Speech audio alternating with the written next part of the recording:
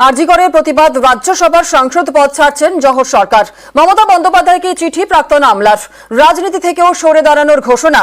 শীর্ষ নেতৃত্ব কথা বলার পরেও সিদ্ধান্তে অনড়। 12 তারিখ ইস্তফার সম্ভাবনা। সাবধানী প্রতিক্রিয়া তৃণমূলের।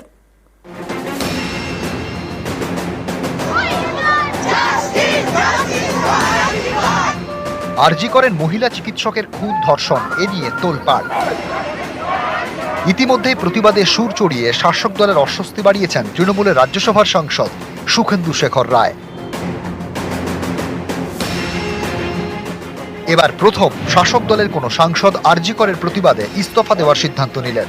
তিনি প্রাক্তন আমলা তথা তৃণমূলের রাজ্যসভার সাংসদ জহর সরকার। তিনি চিঠি দিয়েছেন মমতা বন্দ্যোপাধ্যায়কে। সেই চিঠিতেই সাংসদ পদ ছাড়ার পাশাপাশি রাজনীতি থেকেও সরে দাঁড়ানোর ঘোষণা করেছেন। চিঠিতে জহর সরকার লেখেন, আমি গত 1 মাস ধৈর্য ধরে আরজি কর হাসপাতালের ঘৃণ্য ঘটনার বিরুদ্ধে সবার প্রতিক্রিয়া দেখেছি, আর ভেবেছি আপনি কেন সেই পুরনো মমতা বন্দ্যোপাধ্যায়ের মতো ঝাঁপিয়ে পড়ে সরাসরি জুনিয়র ডাক্তারদের সঙ্গে কথা বলছেন না।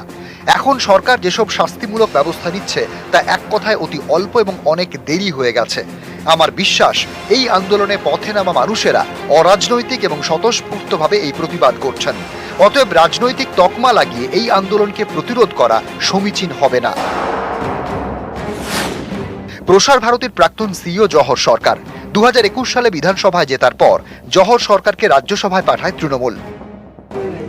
কিন্তু গত 3 বছরে একাধিকবার দলের সঙ্গে তার মতবিরোধ প্রকাশ্যে এসেছে। পার্থ চট্টোপাধ্যায়, অনুব্রত মণ্ডল গ্রেপ্তার হওয়ার পরেই সরব হয়েছিলেন এই প্রাক্তন আমলা। তখন দলের মধ্যে বিরোধিতার সম্মুখীন হতে হয় তাকে। সে সময় বাড়ির লোকেরা ও বন্ধু বান্ধবরা তাকে রাজনীতি ছাড়তে বলছে বলেও দাবি করেন জহর সরকার। সেই দুর্নীতি ইস্যু টেনেও এদিন চিঠিতে সুর চড়ান। তিনি লেখেন, সংসদে নির্বাচিত হওয়ার 1 বছর পরে যখন 2022 সালে বিভিন্ন সংবাদ মাধ্যমে প্রাক্তন শিক্ষামন্ত্রীর চূড়ান্ত দুর্নীতির খোলাখুলি প্রমাণ দেখে প্রকাশ্যে মতামত দিই যে দল ও সরকারের এ ব্যাপারে অত্যন্ত সক্রিয় হওয়া প্রয়োজন, তখন অনেক বর্ষীয়ার নেতা আমাকে হেনস্থা করেন। তখন আমি পদত্যাগ করা থেকে বিরত ছিলাম এই আশা নিয়ে যে আপনি কাটমানি ও আর্থিক দুর্নীতির বিরুদ্ধে 1 বছর আগে যে আন্দোলন আরম্ভ করেছিলেন তা চালিয়ে যাবেন।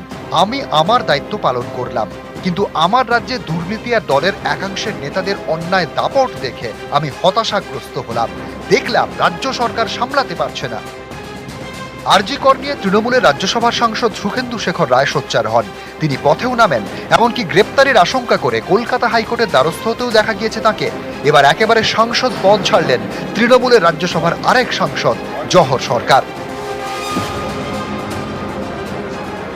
জহর সরকার যদি কোনো সিদ্ধান্ত নেন সেটা তার একদম ব্যক্তিগত সিদ্ধান্ত, সমালোচনা করছি না। তার কিছু বক্তব্যের সঙ্গে, তার কিছু পর্যবেক্ষণের সঙ্গে আমি বা আমার মতো অনেক সৈনিকও সহমত। দলের মধ্যে থেকে আমরা চাই দল এ বিষয়ে এমন কোন ইতিবাচক ভিজিবল পজিটিভ স্টেপ নিক যাতে সাধারণ মানুষের কিছু প্রশ্ন, কিছু বিরক্তি, কিছু ইস্যু ভিত্তিক ক্ষোভ আছে সেগুলোকে প্রশমন করা যায়।